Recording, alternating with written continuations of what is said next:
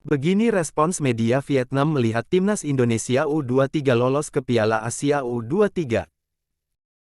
Namun sebelum masuk ke pembahasan ini jangan lupa subscribe dan aktifkan lonceng notifikasinya agar tidak ketinggalan berita terbaru dari channel ini.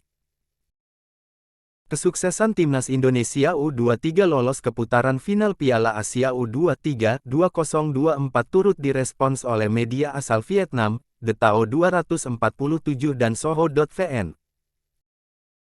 Pada laga yang berlangsung di Stadion Manahan, Solo, Selasa tanggal 13 September tahun 2023, malam WIB itu, Garuda Muda menggasak Turkmenistan dengan skor 2-0.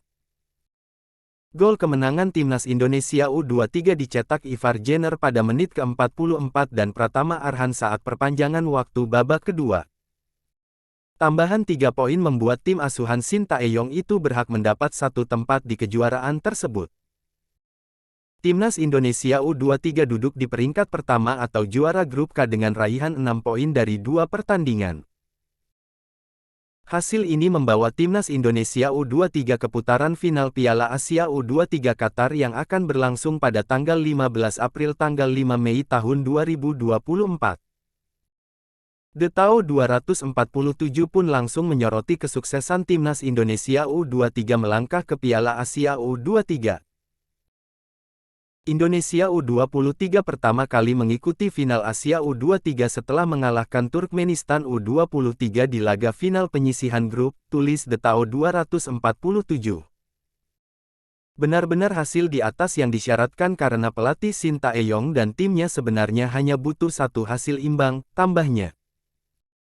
Media Vietnam lain, Soho.vn pun menyoroti soal kesuksesan timnas Indonesia U23 lolos ke Piala Asia U23.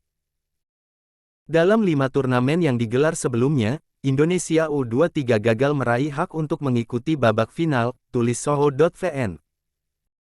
Shin Tae-yong khawatir setelah bawa timnas Indonesia U23 ke Piala Asia U23. Pelatih timnas Indonesia U23, Shin Tae-yong mengaku ada kekhawatiran setelah membawa timnya lolos ke Piala Asia U23 2024.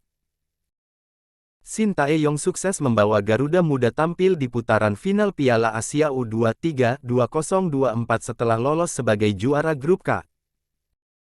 Timnas Indonesia U23 lolos dengan nilai sempurna yakni 6 poin karena mengalahkan Chinese Taipei 9-0 dan Turkmenistan 2-0. Sampai saat ini, memang belum diketahui lawan yang akan dihadapi Marcelino Ferdinand dan kawan-kawan di Piala Asia U23 nanti.